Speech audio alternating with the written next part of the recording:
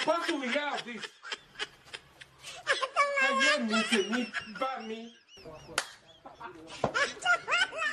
What?